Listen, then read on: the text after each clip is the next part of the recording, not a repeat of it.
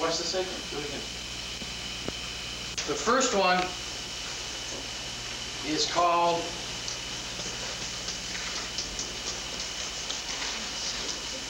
the Vietnam approach.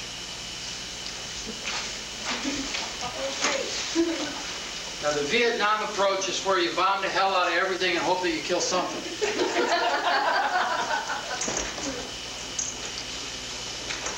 And it's surprising how many body workers work out of that modality of correction.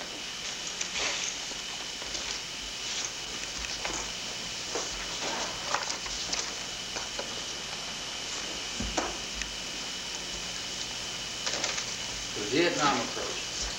Obviously, you don't ever want to operate that way. Then there's the direct approach. The direct approach. That's where you put it where it belongs. It's attacking it directly. This belongs over here, and you move it. That's the direct approach. Then there's the indirect approach.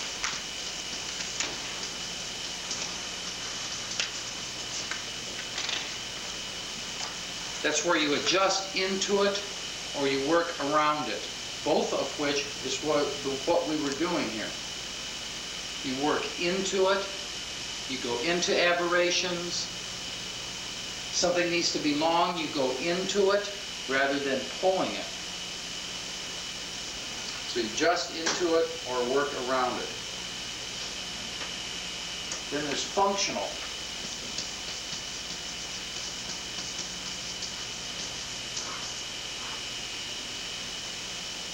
This is where you're fixing its function. You're fixing the way it works.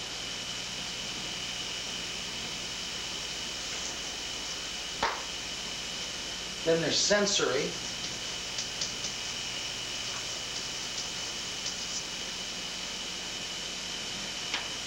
And the sensory uses awareness, it uses imagery, and it uses emotions and feelings. Your emotions and feelings. And the last one is fluidic.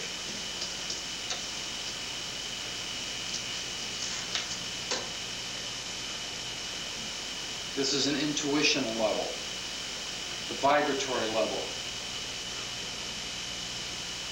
This is the electromagnetic field level. This is working in space. Not on things, but working in space. The space between things.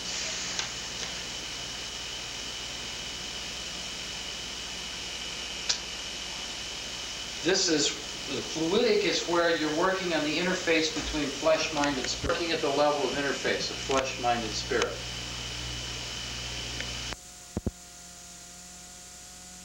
Ease at which you can move between those five will determine how effective a change agent you will be. The ease with which you move in and out of all five of these will determine how effective you'll be as a change agent. Because you need to be able to work in and out of all of those. You probably will be very good at one of those. Or two of those. The areas where you're not as good is where you need to focus your energy for your own change and evolution. Something else.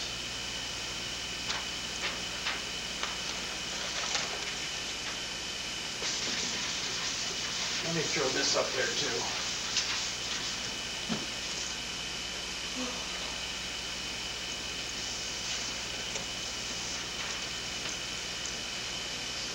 There's different ways that people approach physical reality, okay? The first one is the scientist, okay? This is an analogical type of approach. This is the person who builds models and then tests those models. If the circle of knowledge here if this represents a circle of knowledge, the scientist will go at it from one place. Okay? The other one is called the bricolier.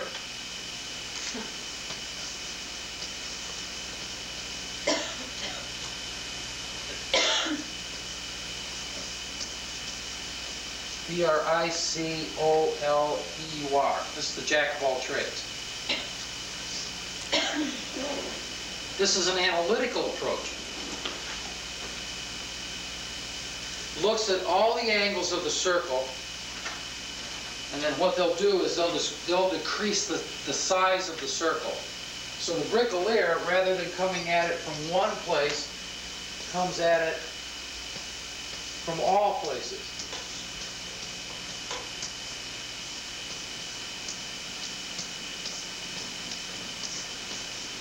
Okay? The other one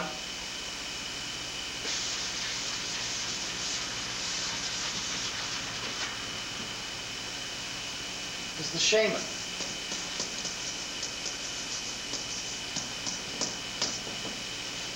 And what the shaman is, he starts at the center of the circle. And he works his way out.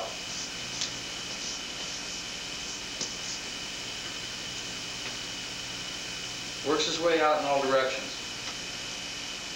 Now each of you will be innate in one of those.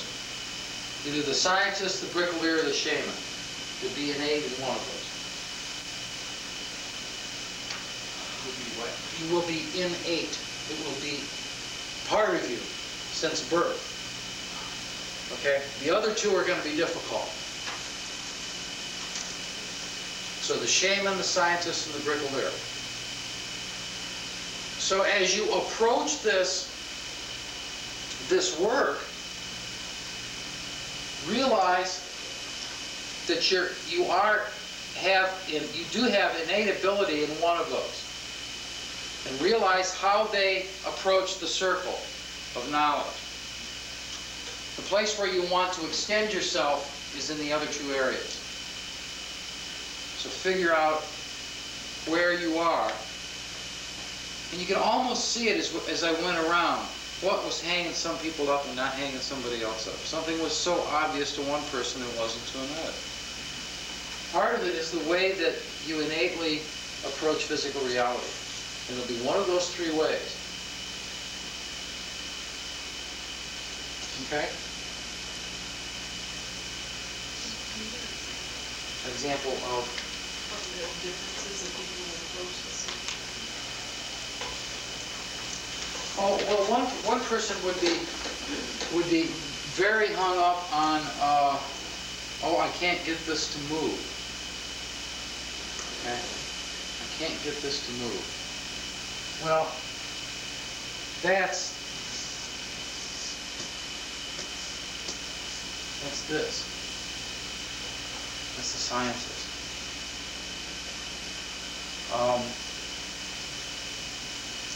The bricolier was the one that was, this isn't moving, so I'm going to try to move this. No, that's not moving. I'll go over this way, and I want to try this one. Okay? That's the bricolier. The shaman was the one that sat here and went, did I do it? Okay?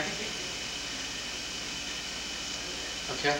Now, that's not saying one is better than the other. What it's saying is, you innately will be very adept at one of those. I mention that so that you can be aware and extend yourself in the other areas. Okay? No.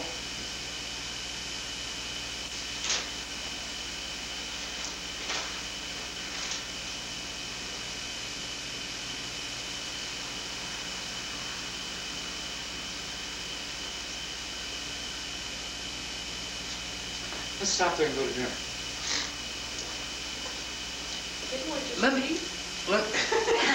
Wait, before we break, let's have some feedback on what you experienced when we did this. There were some really neat things going on.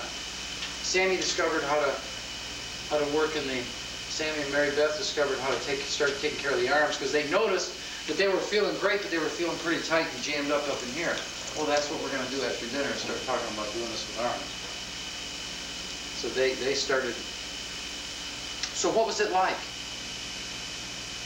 Share whatever you learned with each other. Well, I think I found it hard was holding the weight of looking at I wear joints, bigger joints in my massage, and basically pushed it for range of motion and mobility. So it was very difficult to think of creating. I hadn't thought about that. Also, in terms, I guess I've always thought more in terms of muscle. My attention has been focused on that, working, trying to visualize that and lengthen it, seeing where its attachment and insertions were, working from there. So, all of that was, so that was different. And, So you're saying it's real different working out of this model. The tubes, or the inside-outside, core and sleeve, axial, appendicular. Yeah, that's a different. And I think you tend to be the scientist. I think you're probably pretty innate in that. And so you might be a little more frustrated than somebody else. And the one thing I know I think about a lot, even as I do, work, is I may have certain intention or whatever, and I'm coming at it from entirely, I guess, thinking of it in a different way. I'm usually thinking of softening and loosening and becoming fluid when I'm working with things. And that's, what's kind of in my mind, and undoing these knots or whatever. And so, I guess this is just entirely different. And what I wonder about, too, even though I may have these intentions, I wonder and worry sometimes about the importance of the other person's intentions and how I aid them. I may aid them in, instructing in breathing or in visualization. But I'd like some more ideas on, we've talked about what our intentions, our knowledge, and all of this is, but what about the person laying on the table? Can't we facilitate it by drawing them more into it, and how do we do that? Well, you can do it through vision, you can do it through touch, you can do it through your language, the rhythm. Remember what we said, that they're the ones that are conducting the orchestra. They love to do it. They like, even though we respect that in them. That's right. I find it really exciting. And you're in charge of the relationship. So that whatever they want to do, they can look up and see that you're still driving. The car isn't careening off the edge of the cliff, because you're there in charge of the relationship and still driving the car. So that gives them permission to let go of it.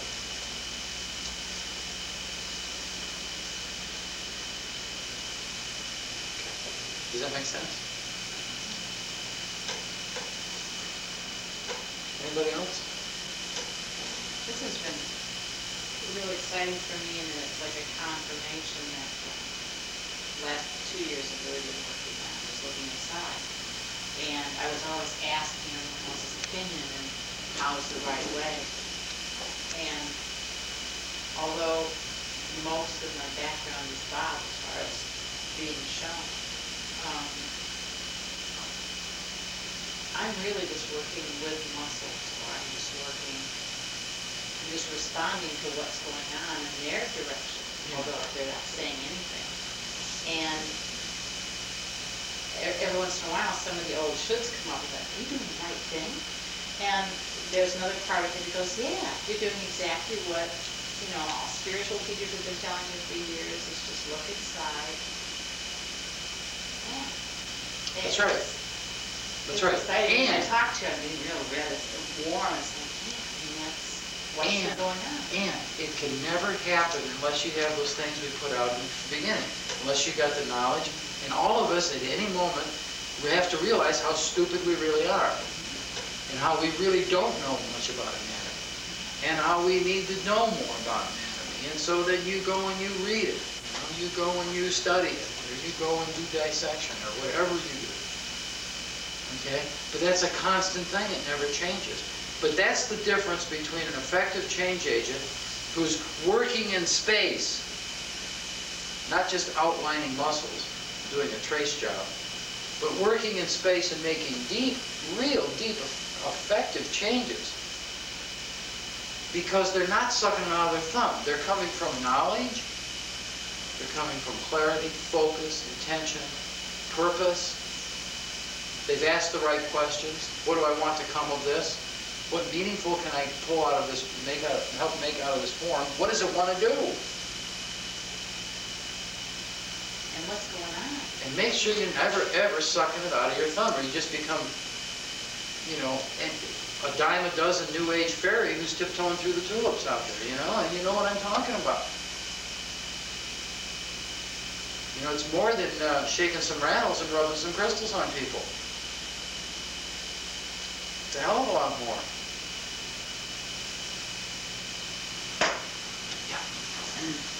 I was, you know, I noticed that my intention and my clarity were pretty good. I knew what I wanted to do, and it fell into place pretty quickly and pretty easily.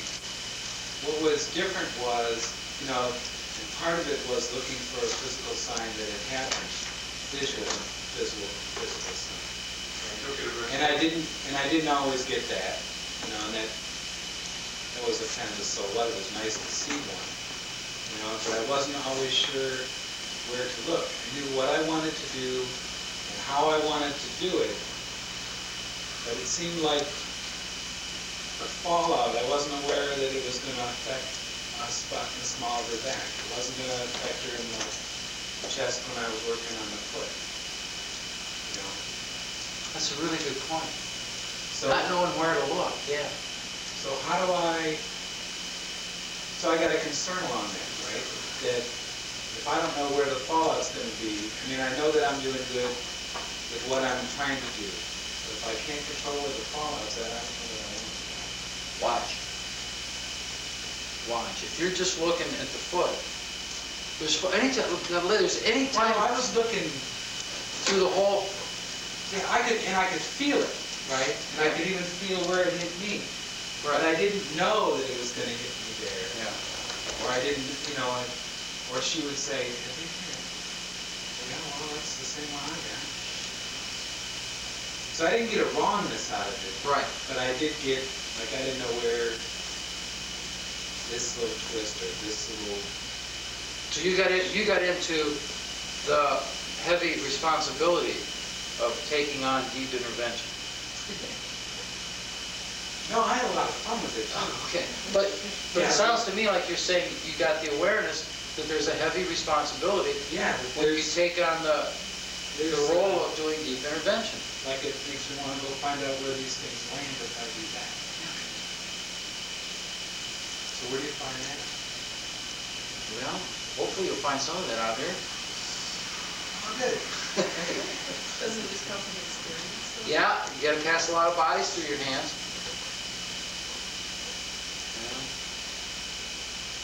And I think you'll find that you're seeing more and perceiving more than you really realize. Part of it is getting out of your own way.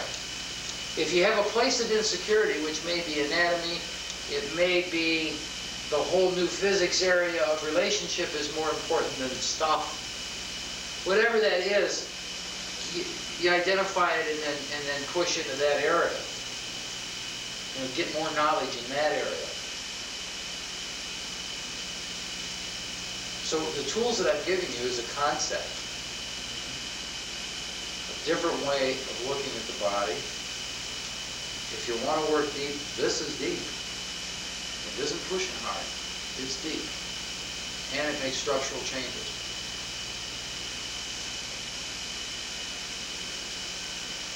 And how did you like it having it done on you? So we're all purring a little bit with it.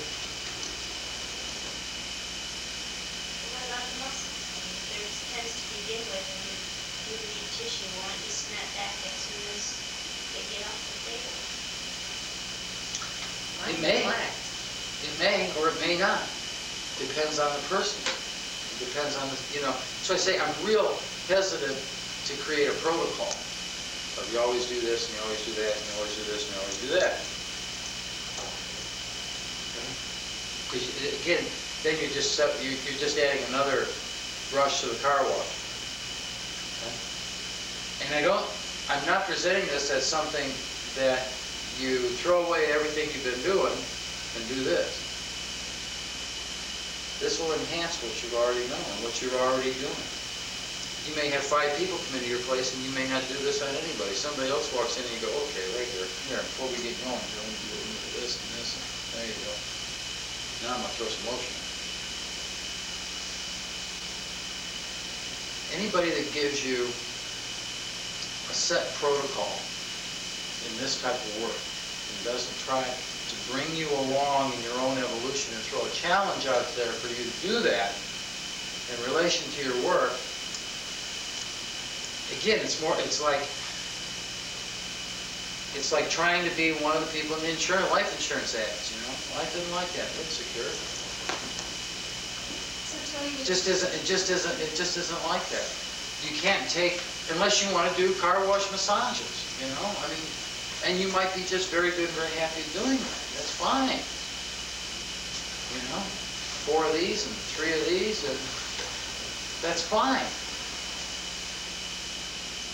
so when you do this, then the person would say, well, what are you doing? You say, well, I'm going to do 10 minutes of deep tissue on it first, and then I'll do the other portion of the massage, laser massage, working on the body. Yeah, I'm going to do some deep, gentle joint work on you. Is that okay? Sure. Here, play like this. How's that feel? Hey, that's great. What was your reaction to this stuff? Hey, man, this is great. Yeah, I looked at when Jim was working down here, I was feeling it in his upper back and his scapulars, and then when he was working in the pelvic area, I was feeling it in the occipital. That's right. It was, that is great, that's better than See, on the end of it, having it's gotten a to. little candy deal, The twist candy deal. $10 more.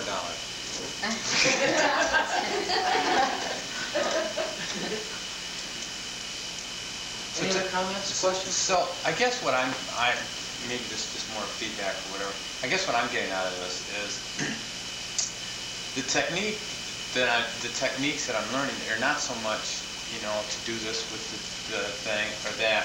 It's more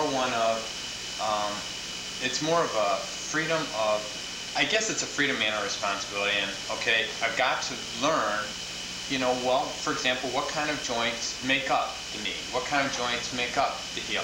And it's like, okay, how do those slide or how do those mesh? And it's like, okay, if I need some space here, it's like, feel the freedom to maybe make something, a fulcrum or whatever, and, or, just take this and grab it and just move it a little. It's more of a freedom to see what you need and just kind of dive in.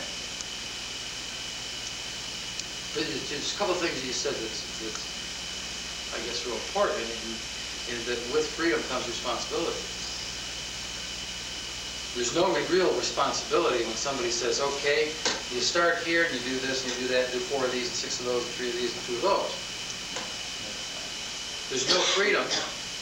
There's not much room for creativity. There's not much responsibility. That's why people follow people around with turbans on their head that said they have all the answers. I'll take on your karma, I got all the answers. Okay, here, it's my car. Sure, hell, that's a good deal. But you have somebody stand up and say, hey, I haven't got any of the answers, but here are the questions. Nobody wants to follow that. It's that person. Nobody wants to hear anything they have to say. So you want to make sure you're doing this with a deep tissue or you're checking the fish, make sure you take them all the way up the cycle, not just leave them part of the way or what? Well, you might be able to work on their calcaneus and their occiput and their fifth lumbar. That might be just fine. That might be a completion. Remember, you want completion, not perfection. Completion, not perfection. Perfection is boring. It'd be awful if we all sat around perfect. Jeez. We experience our wonderful life by variances. That's how we register things and experience things, through variances. You're perfect at having variances. What a drag. There's one completion. And again, think of the rhythm. Think of the cycle of that catharsis curve. Think of the idea of the metronome.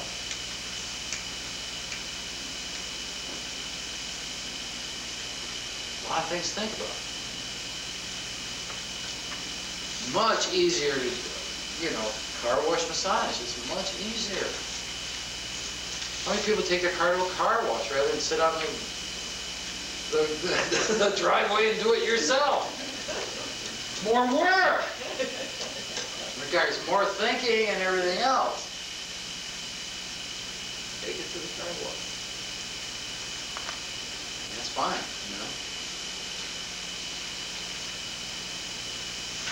Oh, God, we've covered a lot of stuff. Well, let's take, how long we got for, we really went over, too. Let's take an hour and a half for dinner. Oh, quality is my next. He wants a copy of that, no matter how bad it You is. just want voice. Voice over. The voice. Okay. 7 vertebrae. 7 vertebrae up here, 12 down here in the thoracic, and 5 in the lumbar. If you look at these things, these will move a little bit. But it's interesting just to put your hands on this and look at how these structures can slide and move in all the different ways you can screw it up. When you get into the thoracics, you can't tell on this, but it's a real interesting situation. There's like a sleeve that fits into the vertebrae above, okay? So it's different than these. These will sit on top of each other like this, and they can do this, okay? Or they can slide off. There's little things up in here where they fit on top of one another, okay? In here, like this vertebrae will have this thing that slides right up into the other one on top. So your thoracics, most of your thoracics have got that kind of operation.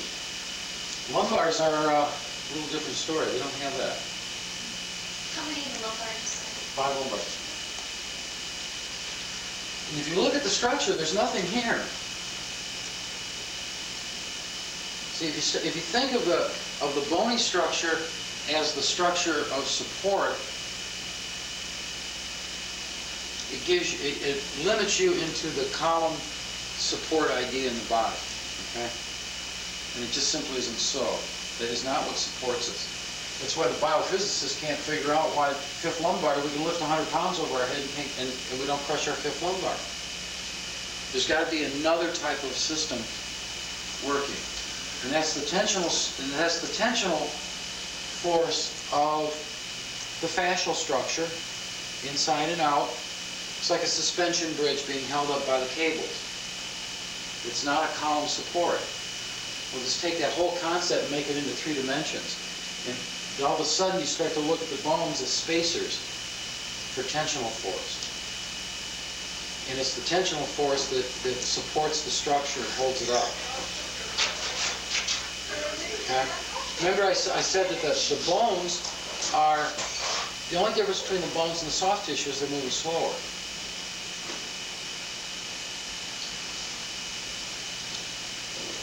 Okay?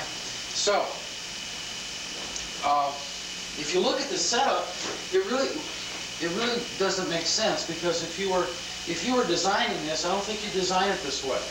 First of all, if you were going to base it on, like a lot of our architecture and so forth is limited because we're used to column supports. Now, if you were going to use, if this column was a column support, you wouldn't put it on the back, would you? You'd put it in the center.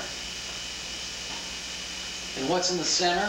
In the center is an axis, an idea. It doesn't have mass, so it has to be light. It's an idea of being vertical. and all the tensional forces relating to that. So your spine is on your back. It's not up in here. The other thing about it, if there's little felt things in here that represent the discs. Now people blow out their discs. Well, they blow out their disc because of no length in here. No length in the axis. Remember we talked about the axis of the spine hangs from it. Okay? These are shock absorbers. Medical anatomy will tell you they're shock absorbers. They are. You take the springs off of your car and ride around in your shock absorbers. See how long that lasts.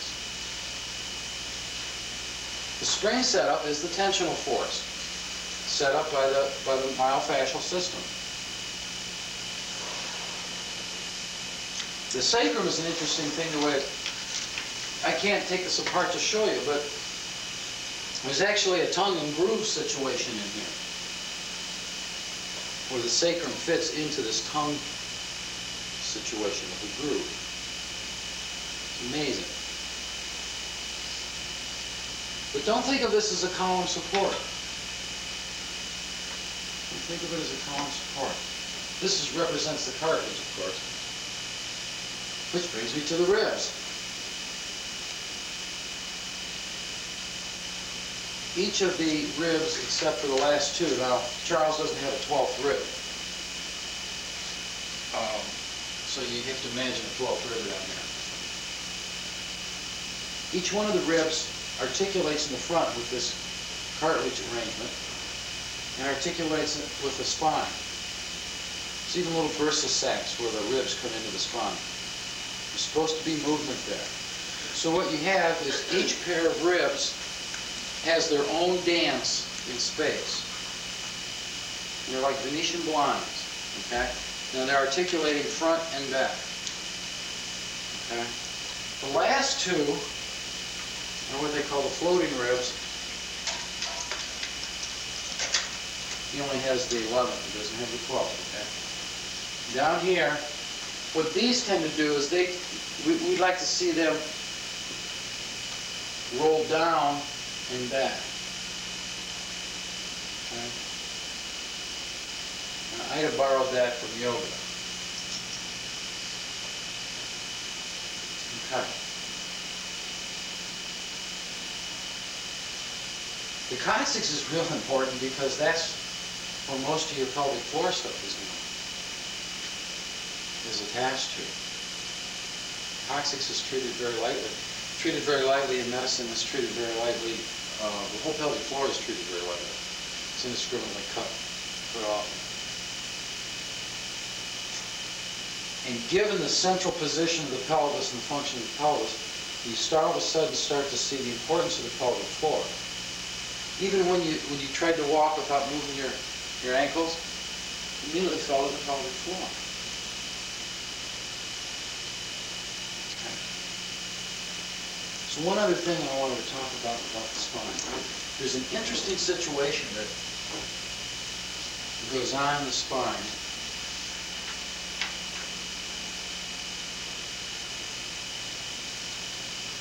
I can't remember what muscles it is. But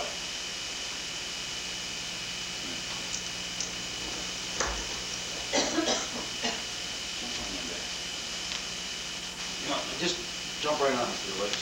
All right. Now, get this other foot. Now, if he's a vertebrae and I'm a vertebrae, okay? Like a spider. Now,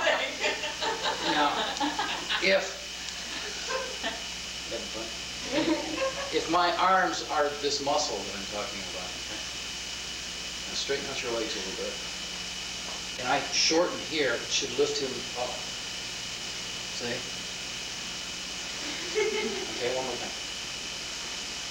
Okay? Those little guys are doing that in here. Now, if you look in your anatomy books and find that muscular structure, you don't get that idea that happens. How can the spine contract? How can there be contracture in muscles around the spine and have it lengthen. You see how that works? So that the one above actually gets pushed up as this one shortens. You follow? Okay. Well, when you're on my back, if my arms were these little muscles, okay, and the muscle shortens, it pushes you, being hard tissue, up, okay, from below. Is that the muscles connected to the transverse processes? I can't remember. I think so, yeah. That's the intertransverse area. Let me see. I have to look at it. Yeah. Yeah. Because those are the rotatories, okay. Yeah. Those guys. What are they? Transverse. Intertransverse area. Intertransverse areas. You're talking about the muscles Yeah. attaching 11 or 12? Attach the transverse processes. Oh, the spine. All the way down the spine.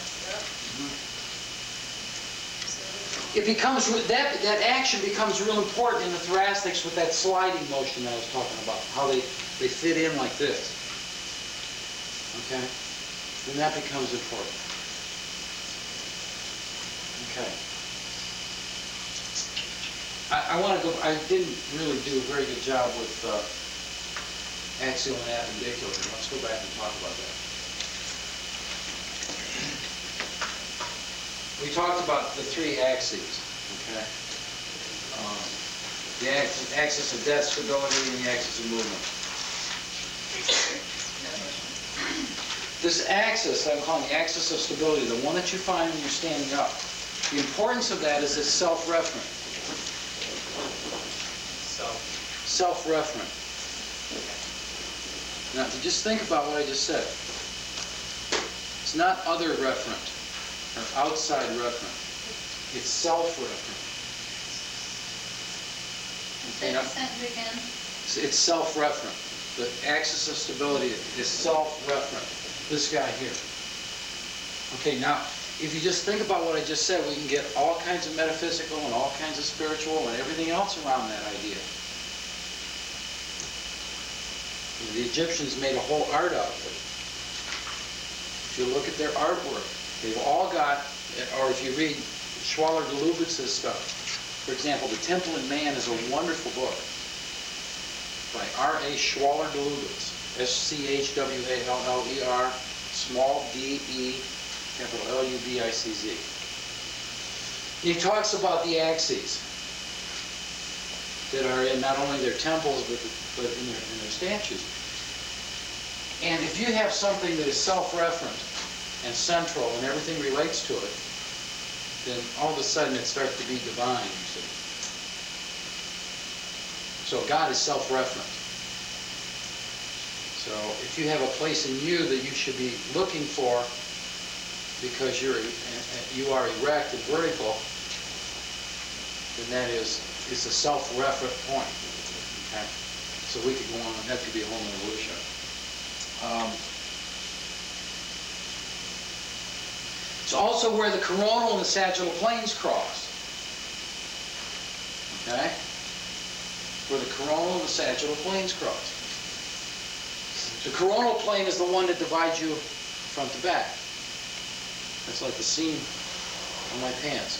If you can imagine a plane going through there, that divides you front to back. And then the coronal plane. The sagittal plane is this way. Divide you side to side. Where those two cross is where this axis is. And along that axis, from behind here, it divides the body top and bottom by the golden mean. Interesting. Okay, let's talk about appendicular.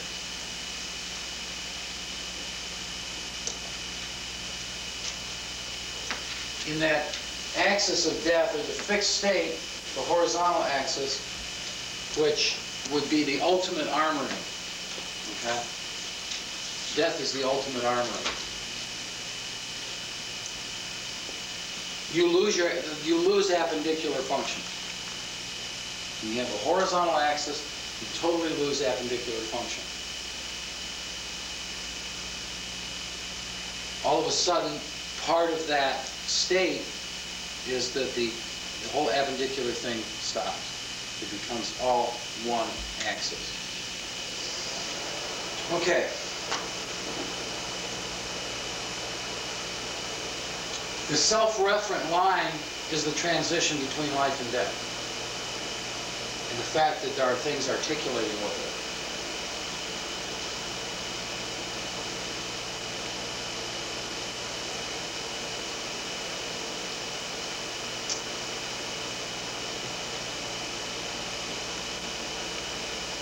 In movement,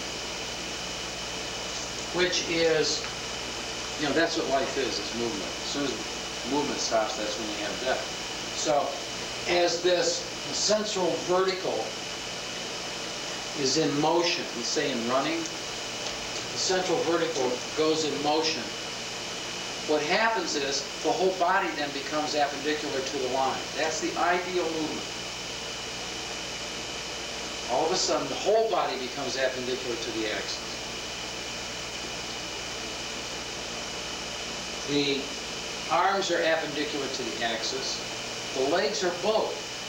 They have both an axial function and an appendicular function. In walking, it's total appendicular. Brief moments of axial.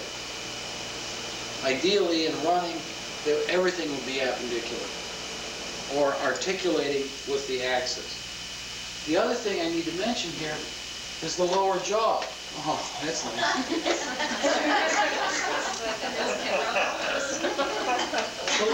The lower jaw is not axial. Treat the lower jaw like it's part of the shoulder girdle. Treat it like it's part of the shoulder girdle. It's an articulating structure. It's not part of the skull. Most of civilization doesn't, when they represent a skull, they don't include the lower jaw. Can you show or just talk about maybe the best thing besides going inside people's mouths then is in terms of treatment of the jaw? Sure. Real easy to do. Real easy to do. Treat it like it's part of the shoulder girdle, first of all. Okay?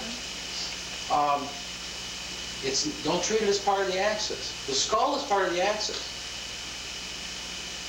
It's not an articulating structure. That's all axis. This is an articulating structure. The only thing that's keeping it against the skull is a spring. In the decayed state, you pick up a skull, the jaw's not going to stick to it. And if you look at this arrangement, Charles, I'm awfully sorry I'm abusing you.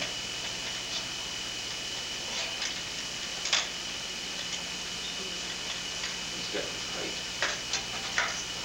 Okay.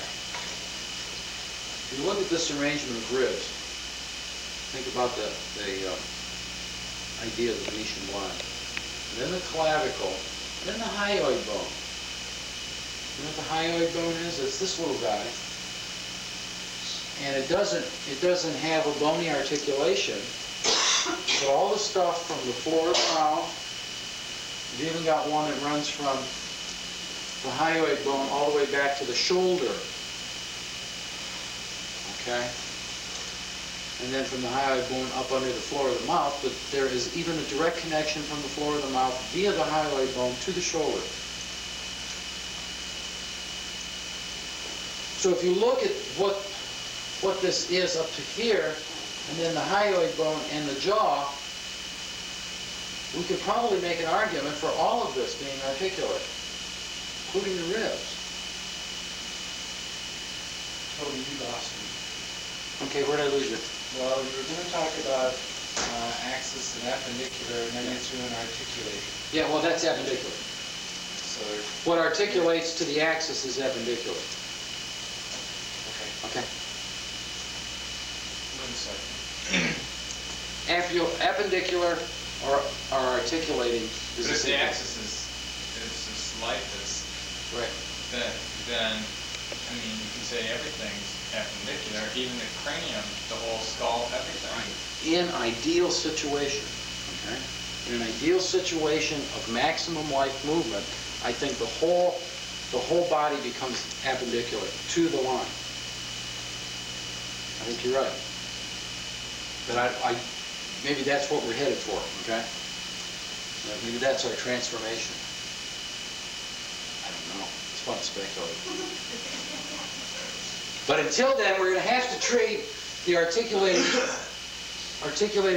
structures as appendicular. Now,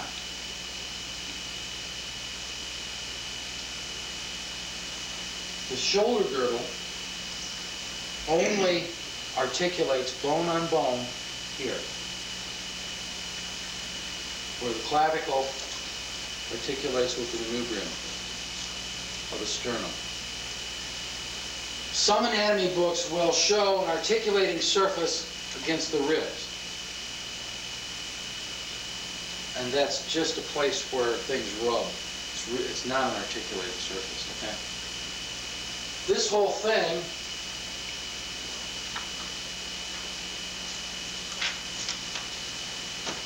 This whole thing is a yoke. Okay? The whole shoulder girdle is a yoke. It has to relate to an axis. It has to hang on. When you put your shirt or your coat on, you don't staple it to the back of your head. So your body would be the axial part. The shirt would hang on the axis. That's like the shoulder girdle. So, unless you've got an axis established, you'll never get a shoulder girdle to let go. It hasn't got any place to hang from. Now, the one shot on the thing that just came around is would be like looking down this way at the shoulder girdle from up here. I want you to see that as a yoke and realize the only articulating place is right here. So the whole thing moves and articulates here. There's an articulating surface here where the clavicle and the acromion come together. But that's not articulating with the axis. The thing that articulates with the axis is here. So there's really only two movable parts in the shoulder girdle. Here and here. It's the only connection to the axis. So here, if you look at that one picture like this, everything slides off the back. So unless you've got free movement here, okay, unless you've got free movement here, you're not going to have a free range of motion. You want to make somebody happy that's got shoulder problems, there's a little tiny guy right here, subclavius. Everybody ignores it. Because you can't quite figure out what the hell it's doing there. You know, why would anybody put a muscle like that there? Doesn't make any sense. Goes from under here and attaches, looks like it attaches to the same deal. You know, it's like a road going nowhere. Well, if you look at this real closely, it gets involved with all of this upper structure here. And if that's short, you're not going to be able to come off of the axis here. If that's all bound up in there, what it's doing is it pulls this back. So if you want to make somebody that's having shoulder problems happy, get in here and start to talk to this. Pick that shoulder girdle up while you're doing it and let this come off. So when we start palpating and playing with the shoulder girdles, I want you to feel that. Take somebody who's laying on their back, pick the whole shoulder girdle, put their arm up like this so they don't have to drag that along.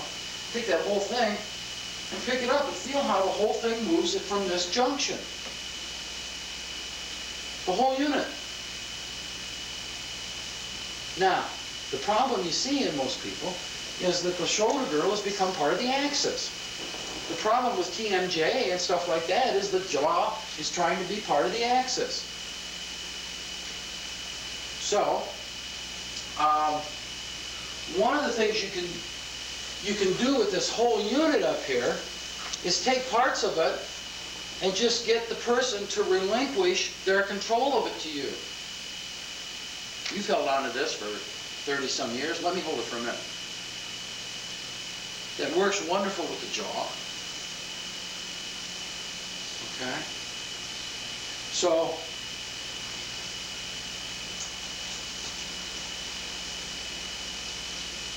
what else do I need to say about that? Elbows. If you look at elbows, they will tell you the state of the axis. If I put up a tent and I go outside and I take the ropes and I tighten them down real tight,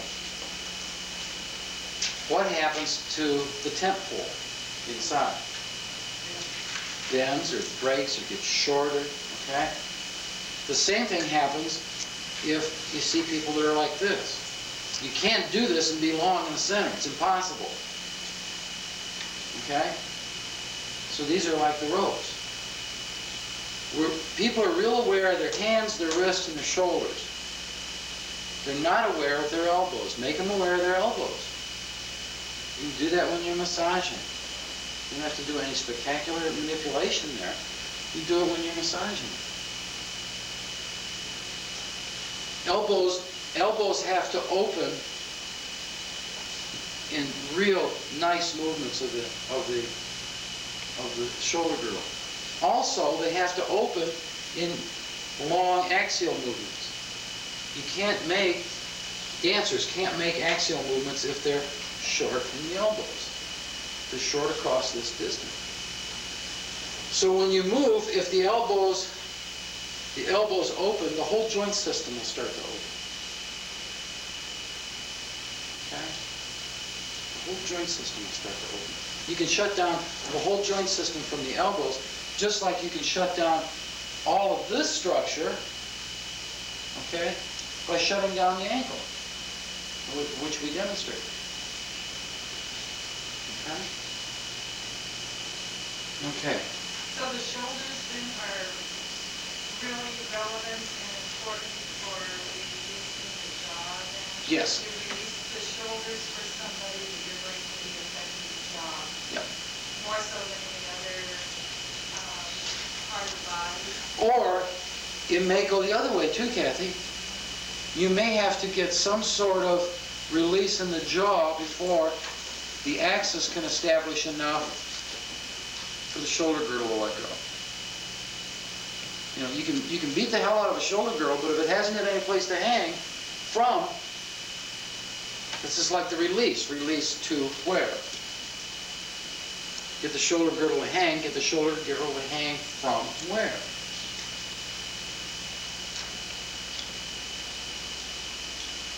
Okay. Questions? Okay, I've got a couple more. Tony, people that can't raise their arms up beside their ears, would that possibly be part of in the elbow, or is that in the shoulder?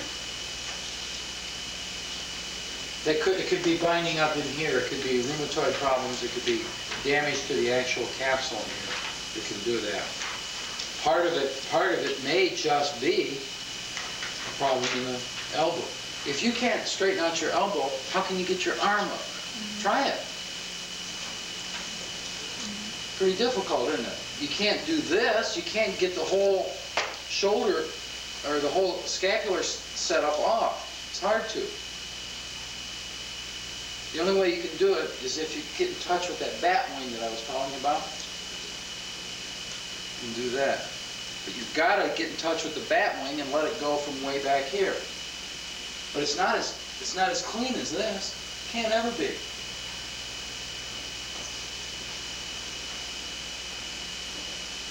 Practice doing things leading with your elbows too. It's really good for your massage.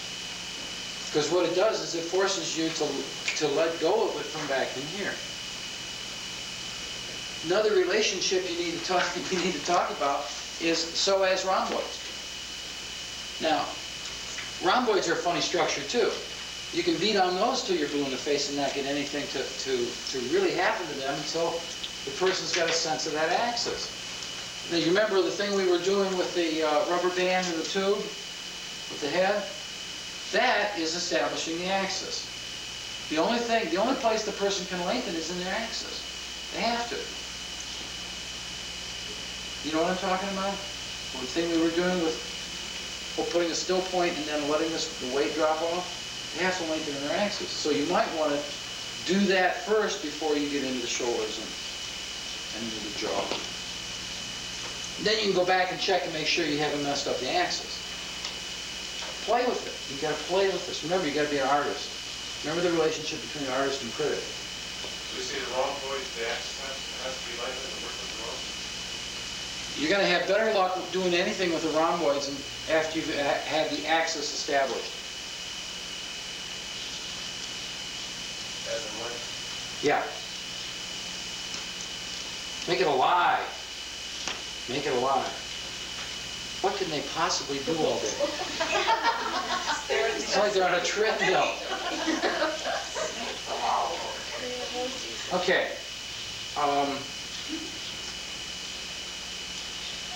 Part of that axial relationship is psoas to rhomboids. Think of the rhomboids. The rhomboids are the psoas of the shoulder girdle. They're the only thing that connect the scapulas to the spine. The rhomboids are the psoas connects in front of the spine. So also realize that the legs always sit in front of the spine. The spine's behind you. Here's my greater trochanter. The spine's back here. When the spine is over the top, then you got this. You can't do that without shortening and tightening in the urogenital diaphragm, which is right in front here. Okay? So there's a relationship between rhomboids and psoas. So essentially, what I'm telling you is you have to play both ends of the appendicular structure to get balance. Some of the stuff that I was doing, who was it with? I think it was you, Karen. Some of that large movement stuff I was doing in the legs. Just takes a second to do that before you get up on the shoulder girdle. You know, you're establishing a relationship up to here, then go up and work with the shoulder girdle. Okay? You all probably feel goofy in the shoulders because we really haven't addressed that. Okay. I might as well just keep going on here and talking about some of these other relationships. Psoas rectus, rectus abdominis. If the rectus is short, the psoas has to be in a constant state of contraction. The shorter and tighter the rectus muscles are, the shorter and tighter the psoas muscles get. If you want to make your belly stick out, do an awful lot of sit-ups. Because the shorter that your rectus abdominis muscle gets, the more that the psoas shortens and isn't allowed to contract or relax and fall back. Fall back into the pelvic brim. When it can't do that, it's like throwing a cable around the lumbars and pulling them forward. You pull the lumbars forward, the belly hangs out. Has to. Worked on this guy and he was telling me, for years he'd been doing sit-ups. Somebody told him, you want to get rid of your belly, do sit-ups. And he was doing full sit-ups, the old football kind, okay? He's doing like a couple thousand a day. It was unreal. Somebody had told him years ago to do that, and he'd been doing it religiously, like it was a religion. And during my taking of the history with him, he told me that, and he said, and I explained to him why. I says, quit doing them. And I explained why. And he kept saying, I don't understand it. The more I do, the bigger my belly seems to get. Well, it isn't the belly. It's the psoas is yanking your lumbars forward. And the belly's falling out of the bowl. It's falling right out of the bowl. It's like the contents spilling out. It's like taking a mixing bowl and doing this to it. So I says, quit doing them. He says, really, you mean that? I have to quit doing them? I thought I was taking something away from him, you know? He said, yeah. And I says, yeah. And he says, oh, thank God, I hate those something. Somebody told him to do it, and he just got to keep doing it until somebody told him not to do it. Do you think it's That's what important to everybody strengthen the says. abdominals then for lower back stuff then?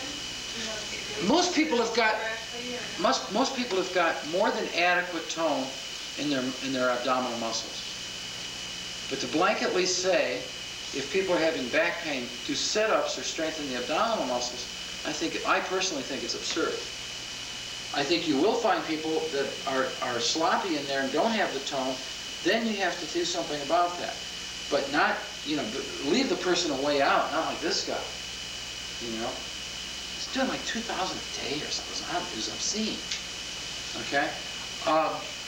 So, more important is the front to back relationship.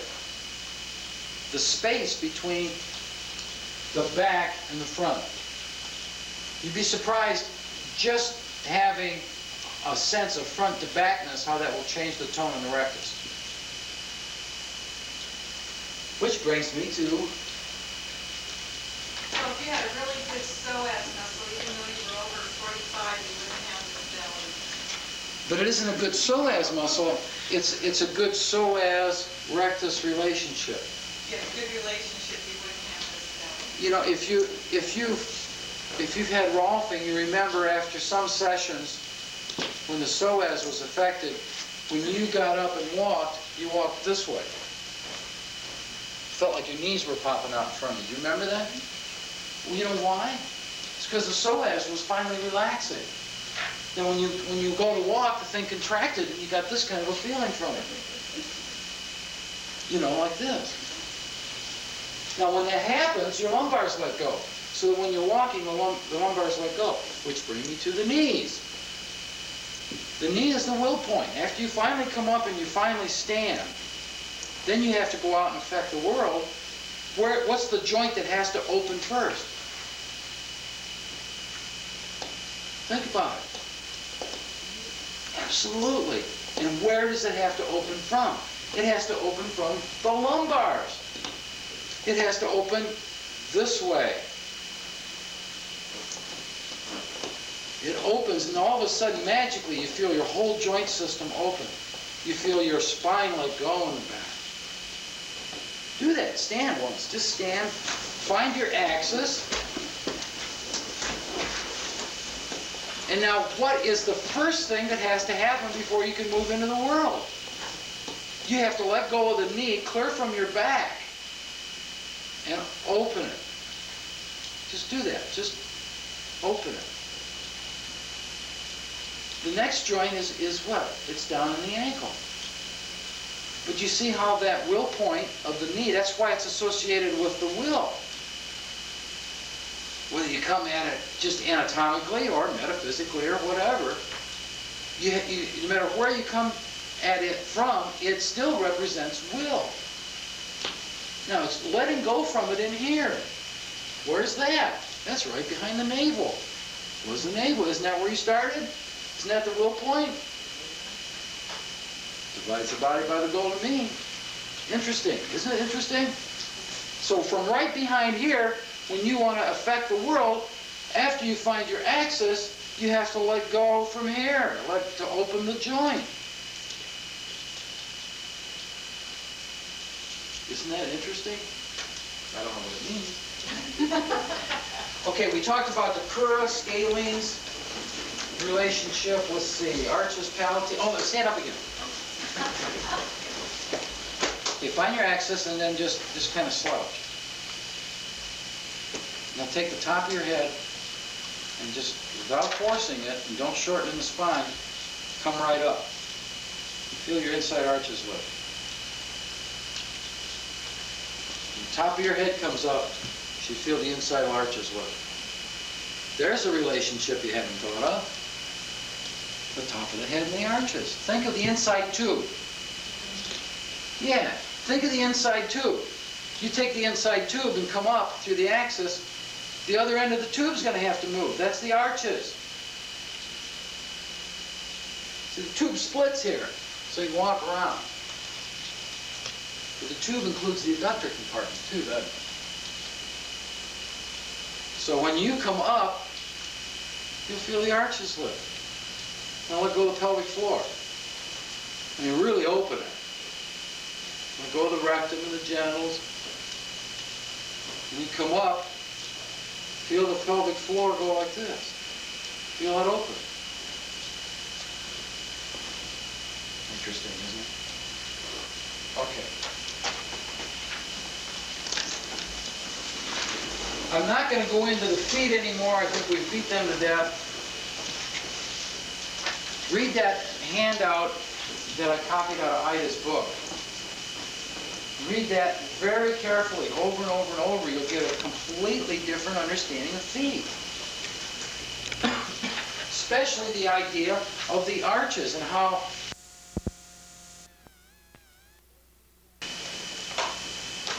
things acting like a stirrup here. Just like this. The arches are not held up down here. They are all held up here, here, and you just felt another one, the axis. The axis has to do with lifting that arm. It's a little different kind of anatomy, isn't it? Does it make sense? I hope you're starting to look relationally at the body. How one thing relates to another. We talked about calcaneus with lumbar and occiput. We did that. Okay. Did all that. Okay. Let's do shoulders. And then I probably want to go back and talk about the pelvis a little bit more. We were just talking about the rectus. This is out of that clinical anatomy book below the artist anatomy book. I can't remember who wrote it, but I took it out of there. What it shows, if you look real close, you'll see how the epidurosis of the three different muscles that make up your sides and abdomen, how they make the compartment for the rectus abdominis muscle. Very interesting. If you take a look at that, I think you'll have a different idea when you put your hands on an abdomen of what you got a hold of. Okay? All of it? How the epineuroses of the three layers of muscles in the abdomen and in the sides, okay, how they create an envelope for the rectus abdominis. And in what layer that actually is at. Okay, that's why this one's here. Okay. And there's a little different look at the shoulder on the other side of that. So that's shoulder. And three more here. Might be good too. Pelvic floor. This is directly out of Ida's book, except for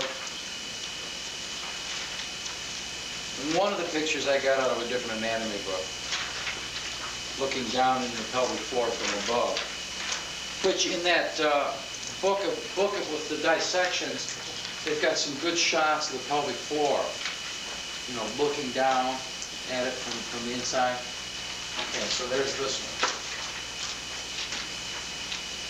The book that's referred to on this handout is an old book, and if you can find it, get it, because it's the best thing on the pelvic floor. It's an old book, out of print. You might look in it all. If you go haunt around old bookstores, put this on your list to look for.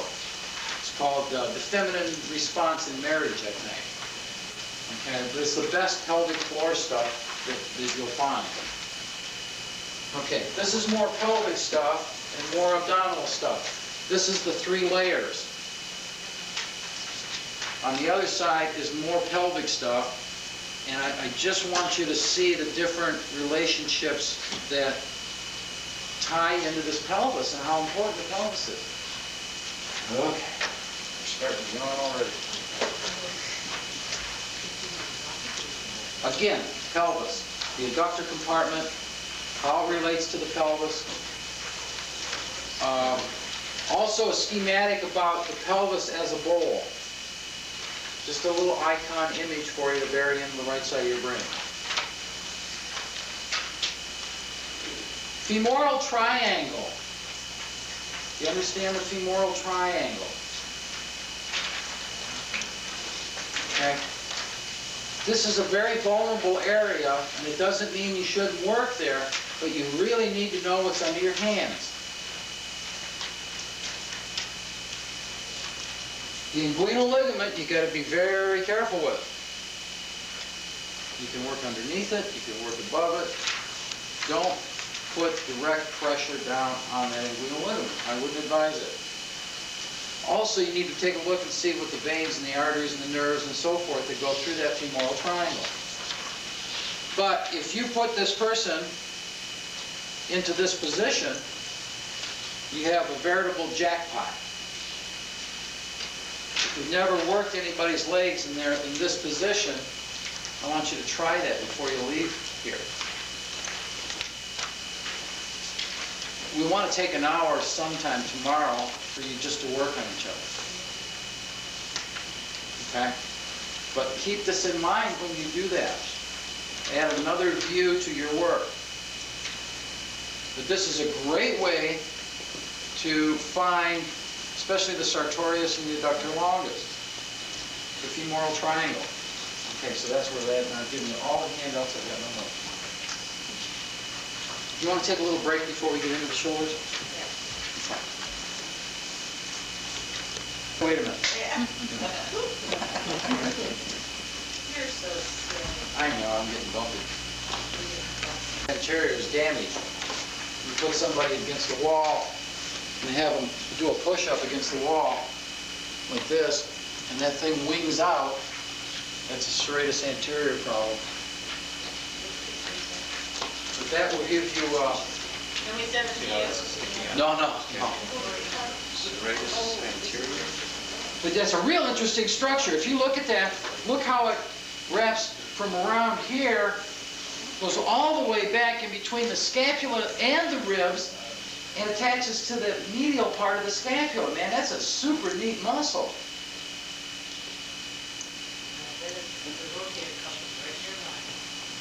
Rotator cuff? Rotator cuff is all that stuff that comes across from here. That was horrible when I had that. Does, oh yeah, I remember when you had that. Isn't that awful?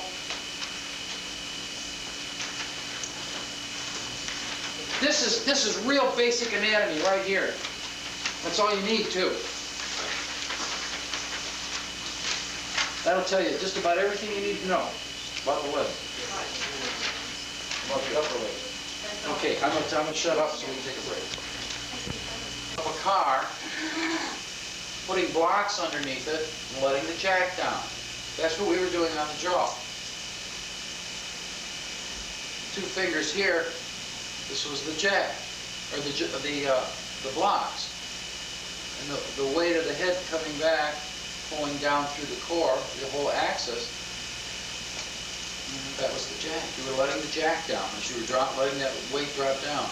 Remember, if I didn't come around to the table and talk, the angle's important. If you let the angle drop back this way, you can see you're never going to put demand for the axis or the core to get long in here. You've got to have it here so that when you bring it back, the only place that not this way. You don't want to do this to them because you've passed the point where you're going to get anything.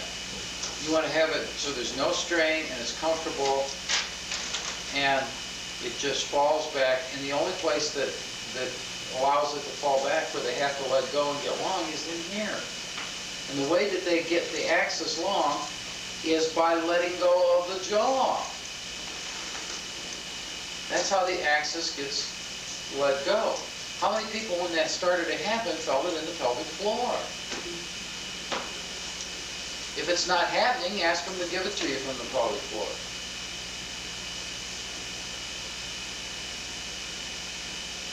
So would you go down to the pelvic floor to work on it, or still stay up here and No.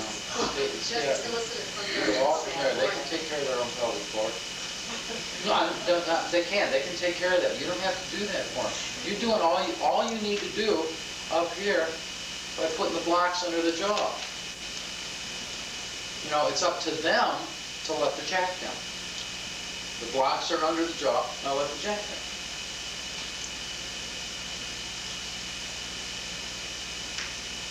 No, I've never done it that way. But the angle's very important. Where you place that fulcrum is very important.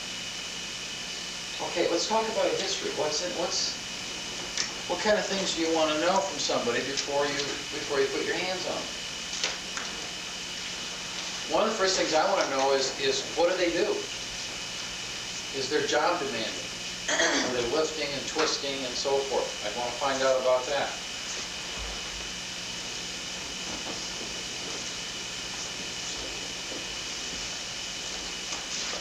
One of the first things I ask people is I want you to tell me about your body. How old is it?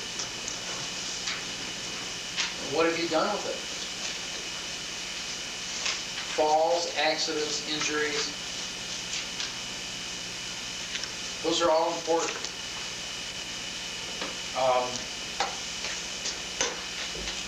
And realize when the questions, what they do is they put a seed up in here. You're letting them know that those things are important. And they may not recall it. But when you're working on them, well, is that everything? Oh yeah, that's all of it. That's all the falls and stuff like that. Well, then you'll be working on them and say, oh yeah, there was one other thing. You know, when I was 7, I fell out of a 3-story window and landed on a truck. I forgot about that, you know? I had a guy who was exactly like that, said he was fine, no problems. I see him on the table, he's missing a toe, he had stepped on a landmine. What's the effect of that? You didn't have it all. No, that's what you can see. What's the effect of that? People that have stepped on explosions have been blown up off their feet literally get stuck up into their neck, into their head.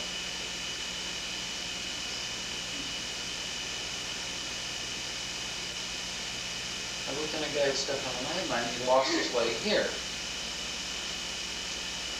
Had a prosthesis and he really couldn't wear it. He wasn't comfortable. Couldn't wear it. Either a wheelchair once in a while or crutches, more primarily crutches. One of the things we wanted to do was get him into his prosthesis mode. And you could see how the landmine went off because the stump, when he laid down, was up here. You can see that when he stepped on it, it blew him up this way, because that was the pattern. Now you try to put a prosthesis underneath that. It's not going to be very comfortable. After we take this and bring it down underneath him, relate it in, and treat it like it's a whole leg. You got to work on a whole leg, not just this. So if you're working on here, you work on it the whole leg. You work on it with like it's got a knee down there, because it's got to be able to open at the knee, even though there's no knee there. It's got to be open this way. He feels it like it's a whole leg. The phantom limb, you all know what that is. If you take, well, they have feelings in the like the leg is there. You know, they have pain in it and so forth. Also,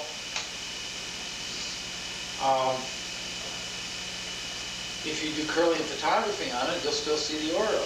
It's there. The matrix for it is there. So if you work on amputees, work on them as if the whole leg is there. Ankle, knee, everything. What happens to the hip when the ankle moves? Is there anything that happens? Include that in your work in the hip. Talking about amputees, I have a client who lost his arm when he was 16 from muscle because there's no way for him to exercise it because practically after there's nothing there. The deltoid this way Wondering or this? this way. This And bicep. he's wondering what there is to help him build his muscle. He's asking about it several times. How much has he got? Just. Has he got any tibia and fibula? No. Tibia and fibula, radius and ulna? He has no It's elbow. getting late, kids. He has no elbow. There's No elbow at all, so joint there. he's lost from the humerus down. There's no attachment for that. That's why there's no place for it to attach. It's probably wound around that stump. The only way that you're going to get any muscle building there is if you have this motion. He hasn't got that. There's nothing. That's what Other important questions for just falls, accidents, illnesses. Where has the body been? It's like when you go to the movies and they show you previews of coming attractions.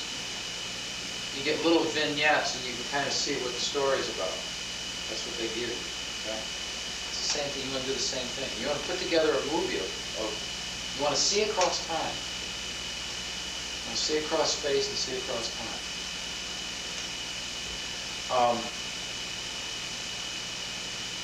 The other thing I want to know is medication. What are they under doctor's care for?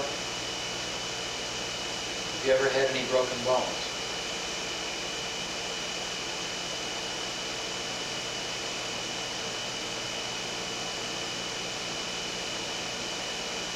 Surgeries.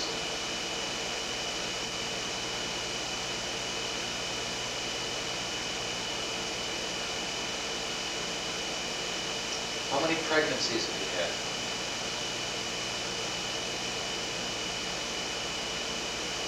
How many went to term? How many what? How many went to term? There's where you'll hear about abortions and so forth. If someone has had an abortion in the last couple months, the important thing is how pregnant were they when they had the abortion. Because your body will carry it to term. For 9 months. It has an effect psychologically, it has an effect on the work that you'll do with your massage.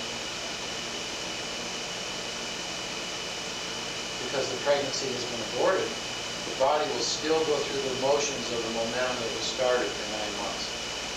Regardless of what stage of the pregnancy. Right. What was it? Regardless of what stage of the pregnancy the abortion occurred. Basically, this third dose. Yeah. To a lesser degree. Yeah. To a lesser degree because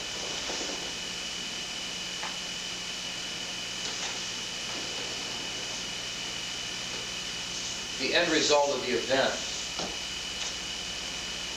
was never intended.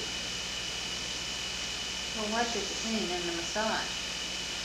Well, what does it mean in the massage? You tell me. Well, if the pregnancy went to term and it was late in the pregnancy, the position on the table Yeah. is important, Okay, that's just to make her comfortable, but you don't have that. No, but if say somebody at 3 months has an abortion, voluntarily terminates the pregnancy, what effect does that have on how you work on it?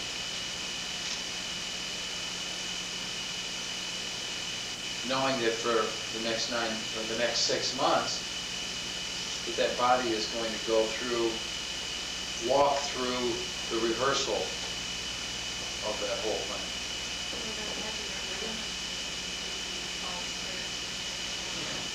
Not as if. Everything will be loose or? Yeah, right. That's very true. Also, what about emotionally? You could have resolved the idea that you voluntarily have aborted this baby, but there's another level that the body you know, at the cellular level is completing something that was started. You know, it's something that's in a cycle, and if you interrupt the cycle, it has to go through the motions of the completion.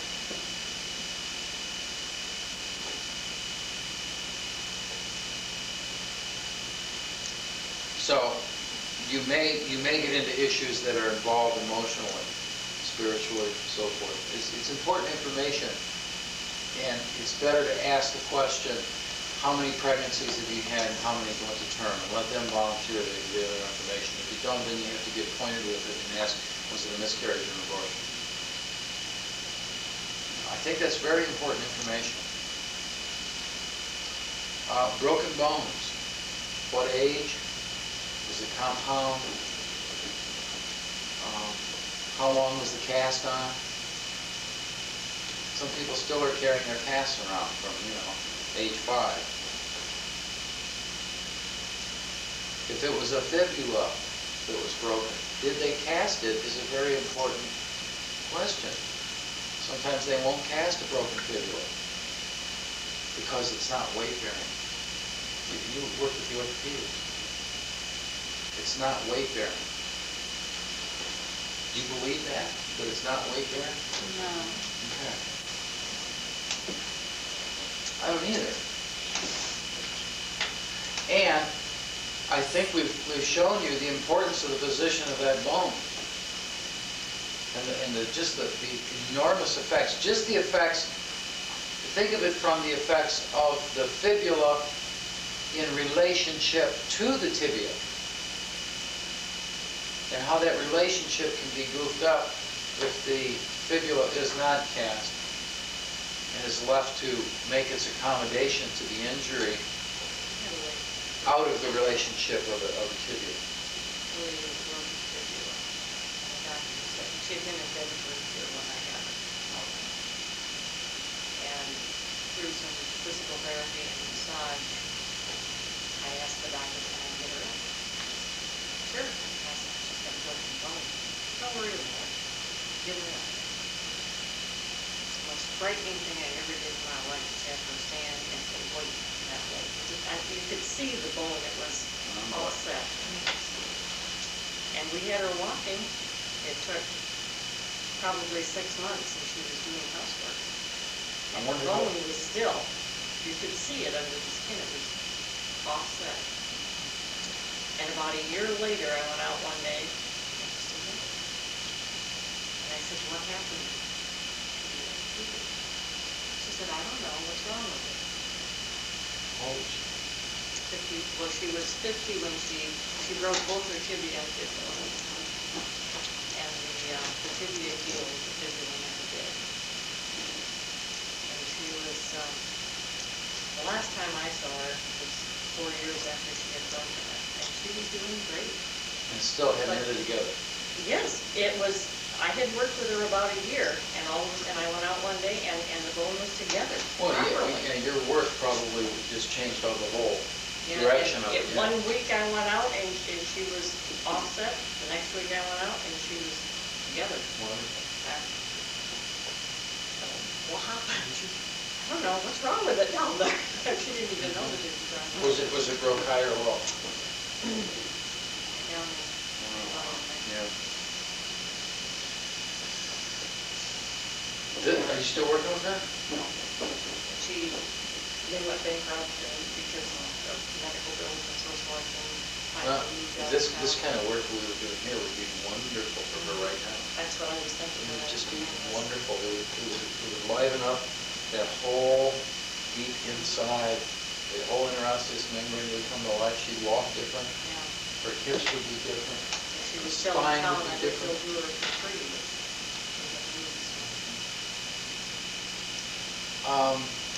Surgeries.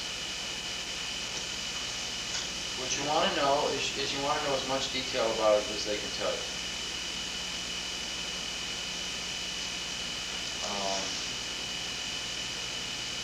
I heard a surgeon talk one time and said that realize when you do surgery, you are creating septum.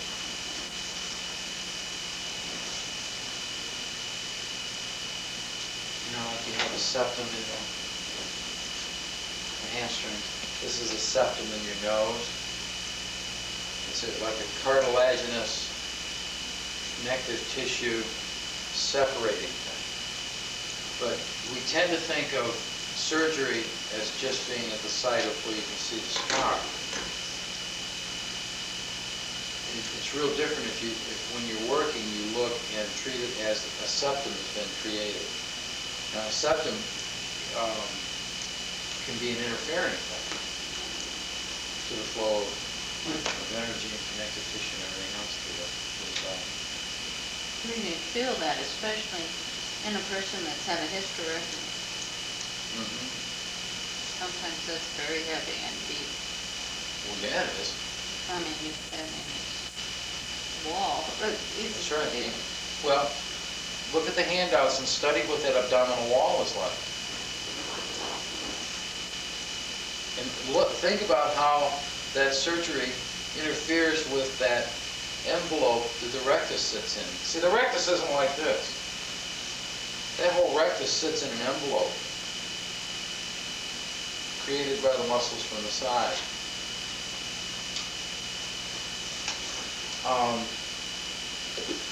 Let's see, what else?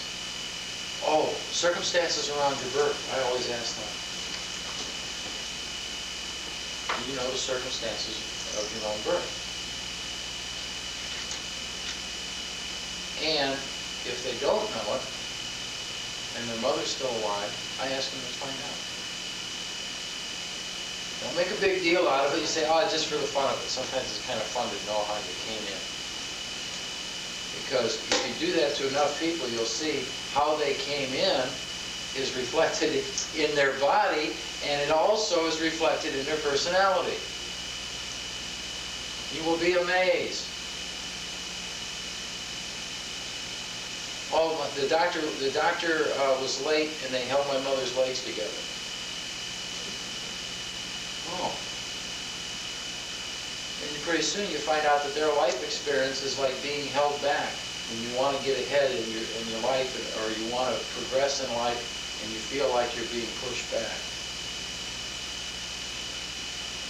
What about people who they were with 3 to 4 days like we used to have before, that was the same thing? Well, yeah, the person, the momentum in the tissue was one of stress. There's no more violent, powerful contraction that the body can make as the uterus makes when it makes a contraction. That's the strongest contraction of any muscle. What about freeze? Too early. They'll show up at your office, 15 minutes, a half hour, and wait.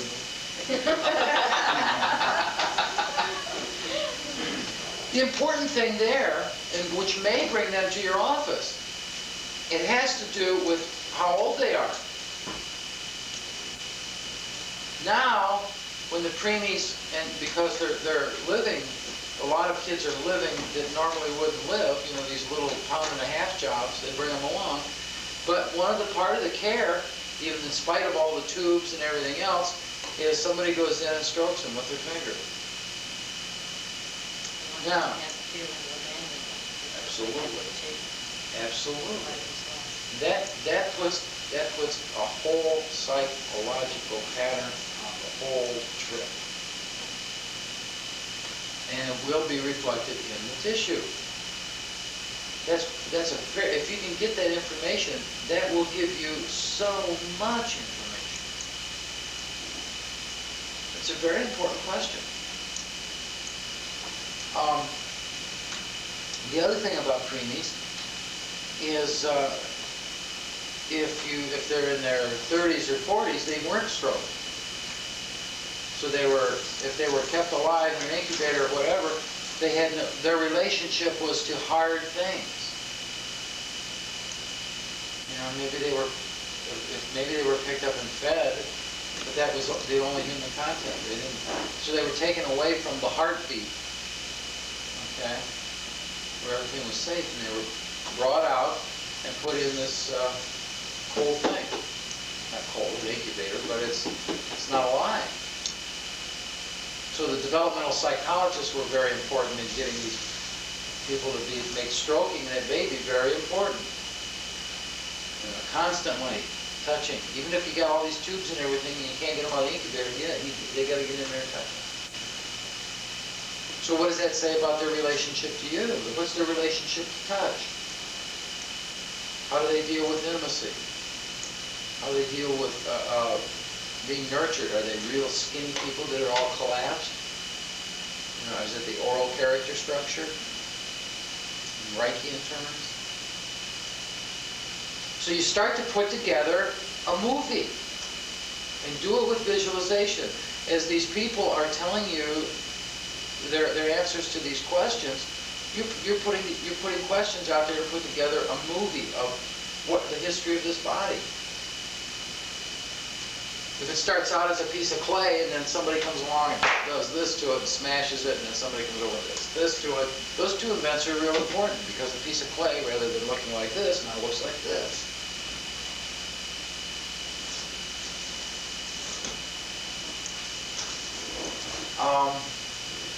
Those are the big ones for history, I think. Broken bones, surgery, falls, accidents, illnesses, circumstances around the birth. Would colic have anything to do with that or not? It's information to throw into the computer.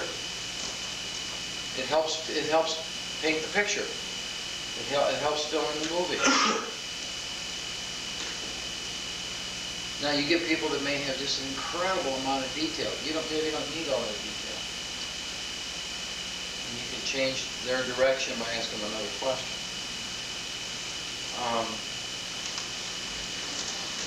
Surgeries are important from the concept of the septum. If they've had reconstruction surgery on their nose, realize what that does to the cranium, because that's done with a hammer and a mallet, or a hammer and a chisel. You know, all that goes right to the spheno-basilar junction, and that trauma will stay there until somebody eases it out. Let's see, what else? What's the medication, what should we be concerned with? Get yourself an old PDR, look it up. You know, that gives you, that's more information. Again, that's more part of the movie. People take a lot of aspirin. Yeah, that's a good point. If they take a lot of aspirin, you're going to bruise them.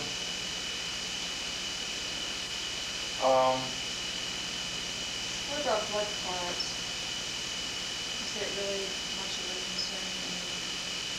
If there's any question? I mean, the person is coming to you and they If have blood somebody clots. has a cramp in their calf, what should go through my mind as far as could it be a blood clot? Is there burning? You got the fire in the leg. Don't touch it. No. Don't give them a massage that day. Have them go to their physician and tell them they've got a burning in Is there. that pretty much the only place where that might be? Phlebitis, you mean? Yeah, it could be there. Shows up a lot there. Shows up somewhere down there. When it, so behind the knee, the calf? Burning. Could it happen in It's the arm hot. also? It usually happens in the legs. Usually it's what? Usually happens in the legs. No, that's something you don't want to mess with. And I'm sure they've talked to you about varicosities, and you know you have to be careful about varicosities. Talking about people with cancer. Under treatment. They very often feel that a massage will help them through that treatment time. Yeah, absolutely. Some Absolutely. doctors don't like it. With what? Some doctors don't like it. Don't like it if people are used Well, that was what I was Did they have a taught. reason for that? They're afraid that it will increase circulation to the point of spreading the cancer. That's why Rolfers don't work on people who want a 7-year remission. But you don't say, oh, those doctors are crazy. What you do is you adapt what you're doing. You don't get in, you know, with the feet on the ceiling, elbow on the ass, Swedish massage. You know, they don't need that. You know, I think you can still work with them, and I don't think they do. Use common sense.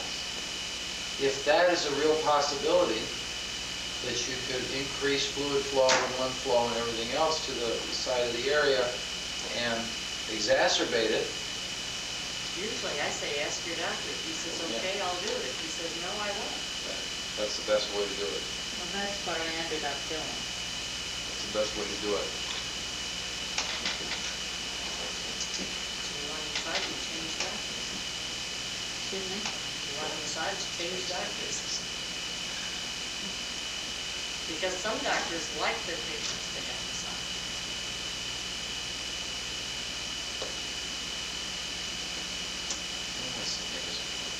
What did you say about wrinkles, Jane? I know You you don't- don't go near them, but. Well, you can go over them, but you don't want to go over them with a lot of vigor. No, but what about the rest of them? Like, I mean, when they're really bad, clear up. Those real big ropey jobs, you just don't want to press hard on them. You don't No, want but to the rest bruise of them. You know, all around it?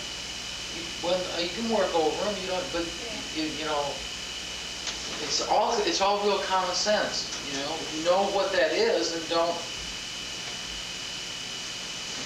wail on it. Be gentle. I mean, none of this. Yeah. But, you can work around it. I mean, you don't have to avoid it like it's the plague. What else do you think would be important in the history? Those are the high points that I hit. This give me a lot of information. What about just their orientations and mirrors? No, that'll come out soon enough. I mean, if that's important, they're going to let you know. You'll find that out. That information will come. I don't think that that's important. You'll get that. It'll come. Some people that would turn them off. That information will come, I think. Anything else you think would be important or we need to discuss about? Nutrition. What? Nutrition. I want to know if they're vegetarian, I guess. Do you eat meat? I don't know, I ask that very often. The only reason I want to know that is if somebody's a true vegetarian, their tissue feels different.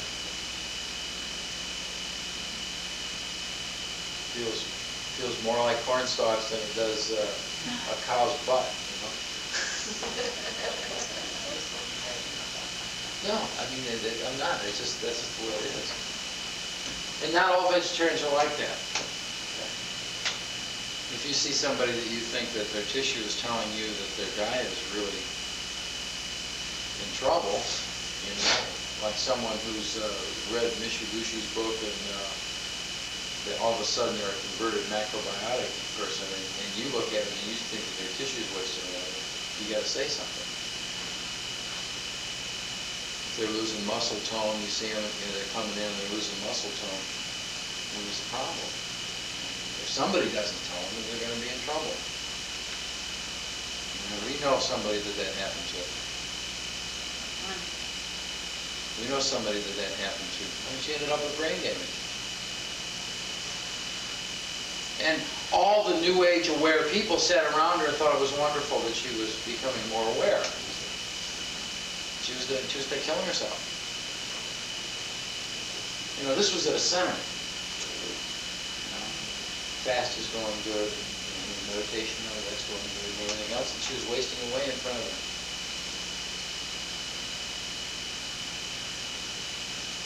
Brain damage. Anything else? You see how even the questions you're coming back with are you're putting a picture together. Yeah, nutrition can be important.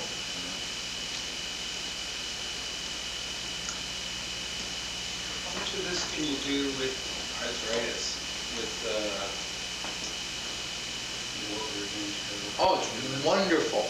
Yeah, you can do it in here. You can just stabilize one side and work on it. The important thing is, what kind of arthritis is it? It's osteoarthritis, you're probably going to be pretty good with it. Rheumatoid, you're going to probably give them some temporary relief and make it feel better.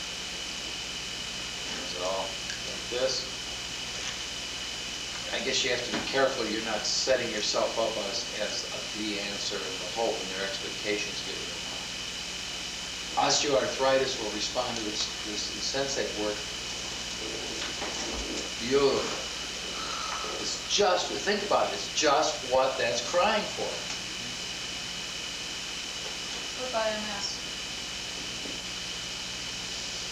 I don't know, has anybody worked with it? I've never worked with MS. I've managed to avoid that for some reason.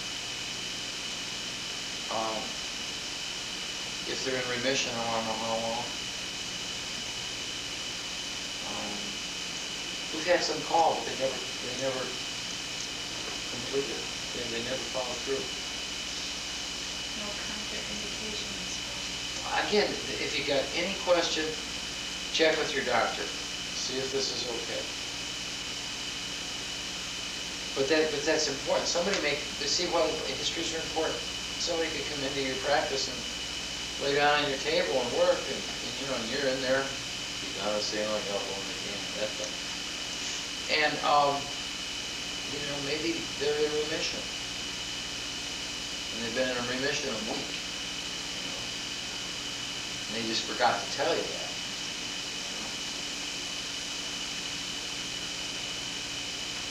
Somebody comes in, this happened to somebody, Rolfing. Came in, he hadn't seen the guy in a while, and he said, boy, that arm's really a mess. His hand has been bothering me. He's down there, he's got his elbow down in this guy's arm, and he's peeling off this stuff, and he's working, and this guy's the guy moving and everything else. He says, yeah, this guy just got the cast off last week,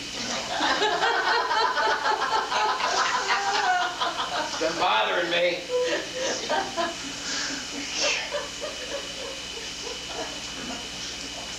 So ask pointed questions. If you got any question about any of the disease processes, have them ask their doctor. Yeah, she's scheduled with me, so she had her.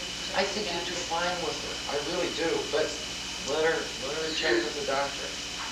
Each one of those cases is different too.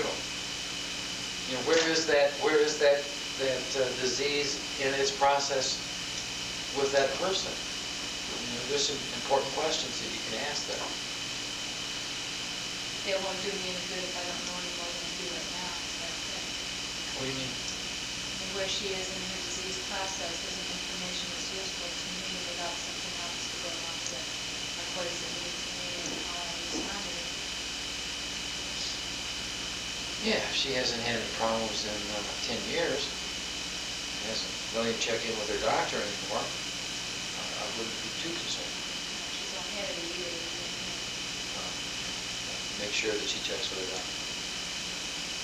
Sometimes it's also not going to be like quick knee or something, because, that could go by, and that's not surgery, that's not illness, but, they're going to fall. That's the other question that I always ask, and that's joints.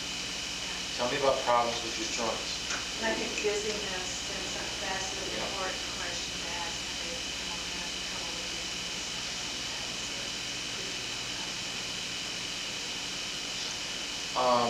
The other question you always ask is, do you have low back pain?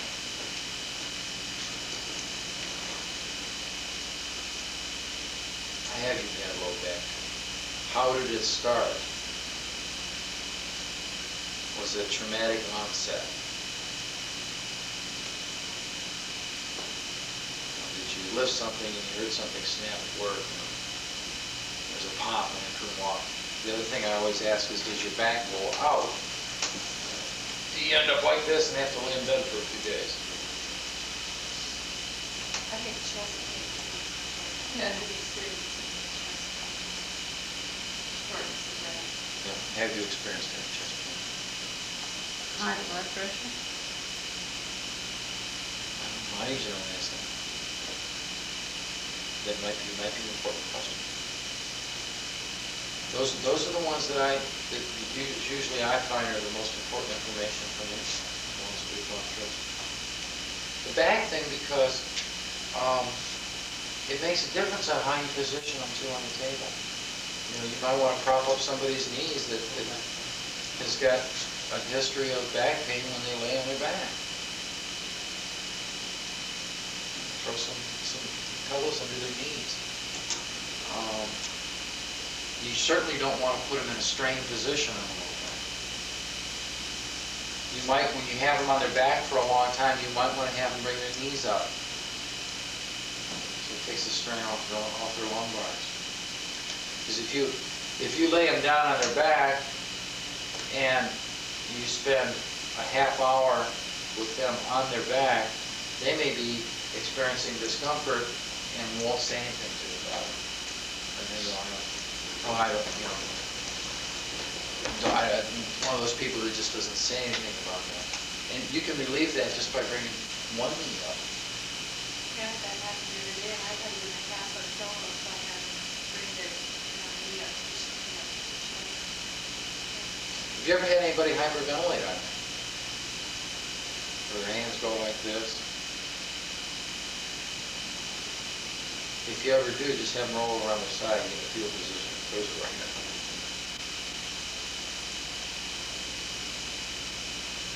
Just work on small children. Did it sensate one? How small? Well, I wouldn't. What age?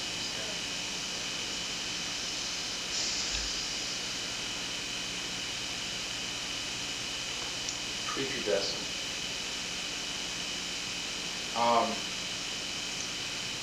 The only reason I say that is some of the still point work and some of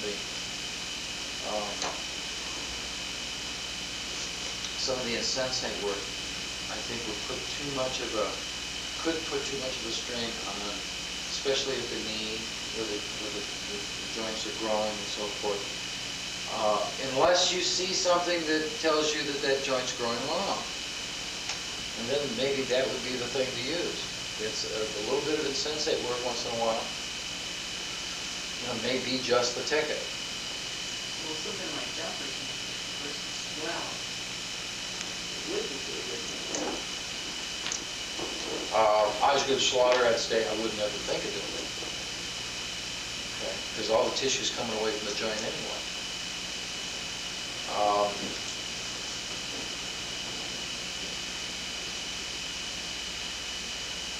And in a baby, when even using some of the still point techniques, you don't need to put a demand on that core. Remember when we talked about the core, how the core develops? So no, I wouldn't. Again, it's your judgment. You see, it's hard to make hard, fast rules. Nurses, can you think of anything that we should mention, talk about?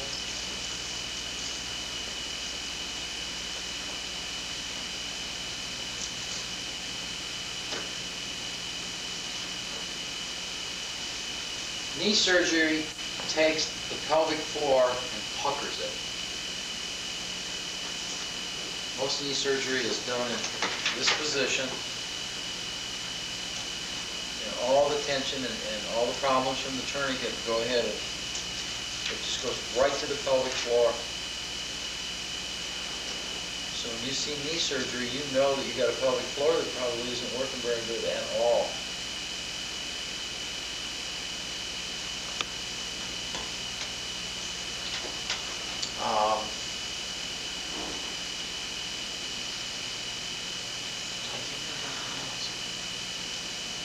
You see how that fits into the outline earlier today where we talked about knowledge. Not only knowledge about anatomy, but knowledge about the person and where they are in their process. And the more that you can visualize it as they're talking, visualize their body going through it, and put together a movie for yourself, you'll get an idea of the momentum and where things are going. I just asking them why they come. Oh, yeah, I always do that, you know? What in the world do you want to see me? Why do you want to get involved? Why do you want to get a massage? What are you looking for? Now, you could go through these questions in about 10 or 15 minutes. It doesn't have to be a lot.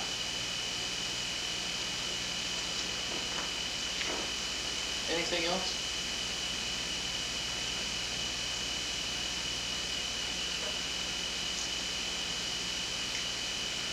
Questions, comments?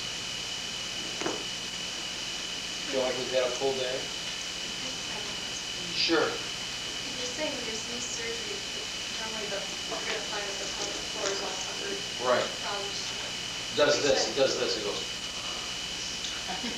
So how, besides working out the massage, what other moves would you use to help with cover? Anything in that femoral triangle is going to be wonderful for them. They're going to love it. Any of the heavy Swedish stuff in the buttocks is wonderful. The insensate work we did around the ilia, wonderful. The still point work that we did around the ilia is wonderful for it.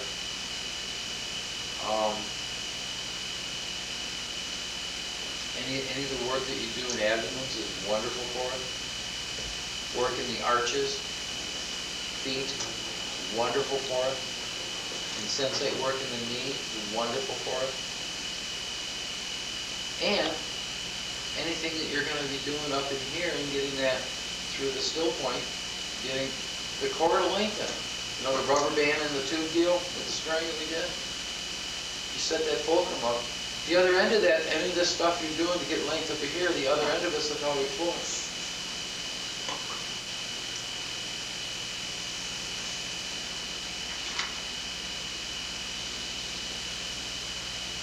Now, some people work on it and affect it directly. Really familiarize yourself with the anatomy before you do that. I also enjoy it.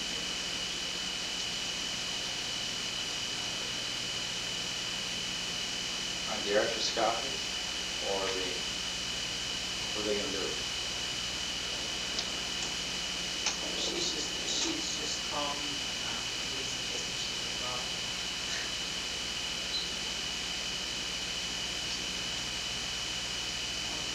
When are they going to take the cartilage out, the pair of ligaments, the staples in, they do all that?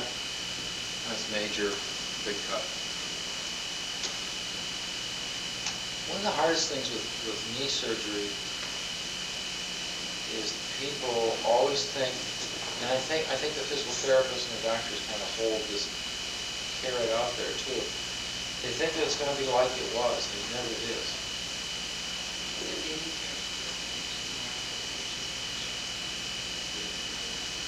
Well, I'm being honest with you. A lot of them are. What?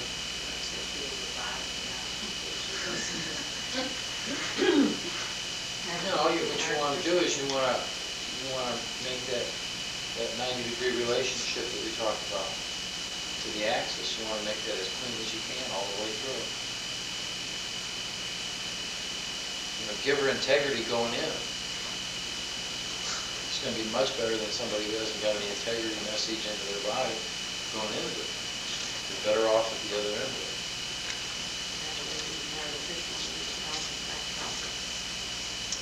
See, we talked about that relationship, you see.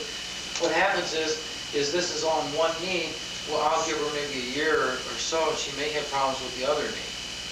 No, you're going to do that one.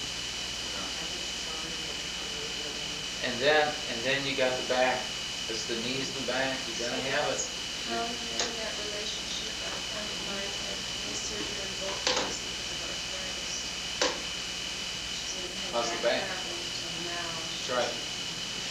But see, the orthopedics don't relate that. They don't relate it. I got a great story for you. This guy had bowed legs.